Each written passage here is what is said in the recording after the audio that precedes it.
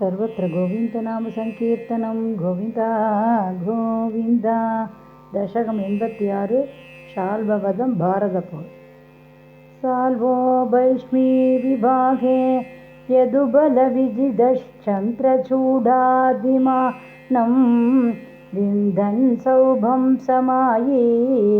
त्वयि वसति कुरुं त्वत्पुरीमभ्यभाक्षे प्रत्युम्नस्तं निरुन्धन् निखिलयतु पडैर्न्यग्रहीदुग्रवीर्यं तस्यामात्यं द्यमन्तं व्यजनि च समरसप्तविंशद्यकान्तम् दावत्वं रामशाली त्वरितमुपगतः खण्डितप्रायसैन्यं सौभेशं तं न्यरुन्धाः स च किल गतया शार्गमभ्रंशयत्ते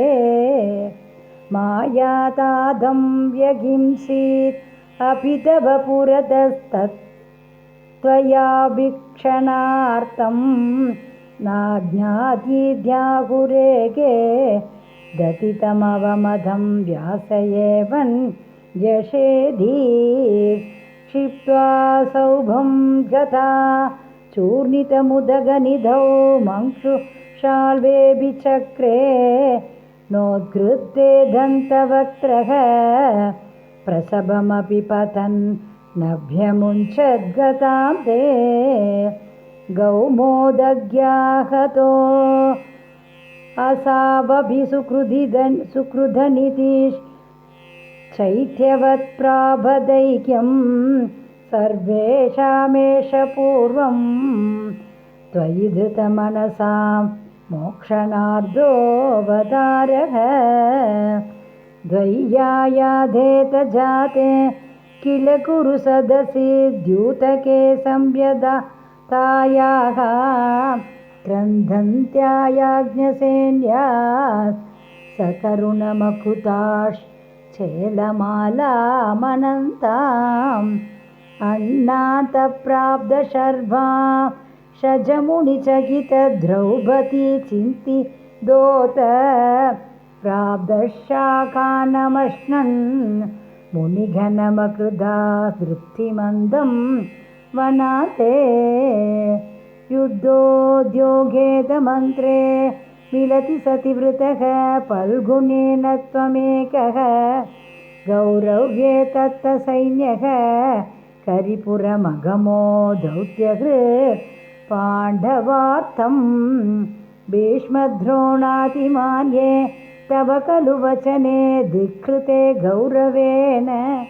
व्यावृण्वन् विश्वरूपं मुनिसतसि पुरीं शोभयिद्वागदोभूः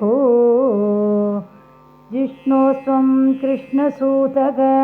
खलु समरमुखे बन्तुगाते दयालुं खिन्नं तं वीक्ष्य वीरं किमिधमयि सखे नित्यये गोयमात्मा को भत्यः कोत्रहन्ता दधिगवदभियं ब्रोज्यमय्यर्पितात्मा धर्म्यं युद्धं चरेति प्रकृतिमनयताः दर्शयन् विश्वरूपं भक्तोदं सेत भीष्मे तव धरनिपभरक्षेप कृत्यैककस्ते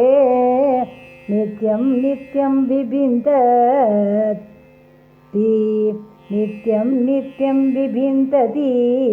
अयुतसमधिगं प्राप्तसादे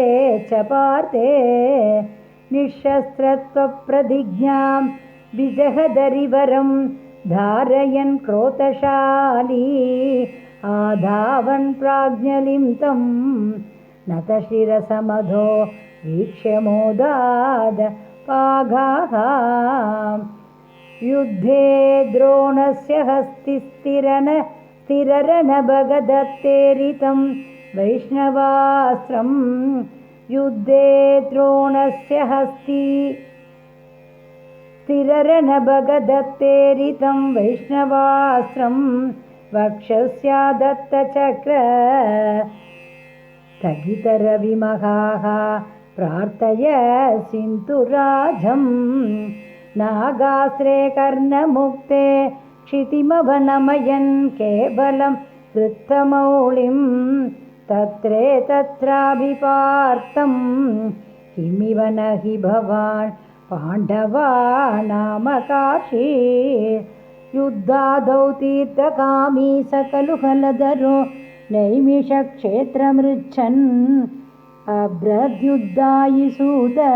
क्षयहृदद सुतं तत्पदे कल्पयित्वा यज्ञघ्नं पल्बलं पर्वणि परिदलयन् स्नादधीतोरणान्दे सम्प्राप्तो भीमदुर्योधन रणमशमं वीक्षया तत्पुरीं ते संसुब्धद्रौपदे यक्षपणहदधियं द्रौणीमेत्यध्वदुक्त्या धन्मुक्तं ब्राह्ममस्त्रं समहृदविजयो मौलिरत्नं सह जक्रे उच्छित्यै पाण्डवानां पुनरपि च रुद्धरागर्भमस्ते रक्षन्नङ्कुष्ठमात्रः किल जडरमगाचक्रभाणिर्विभो त्वं धर्मौघं धर्मसूनोरभिददखिलं छन्दमृत्युः भीष्मः त्वां पश्यन् भक्तिभूम्नैव हि सपदीययो निष्कलब्रह्मभूयं संव्याज्याताश्वमेधैस्तिरिभिरतिमहिधैर्धर्मजं पूर्णकामं सम्प्राप्तो द्वारकां त्वां पवनपुरपते पाहि मां सर्वरोगात्। श्रीहरये नमः। गुरुवायूरप्पा चरणं नारायणाखिल गुरो भगवन्नमस्ते। सर्वत्र गोविन्दनामसङ्कीर्तनं गोविन्दा गोविन्दा।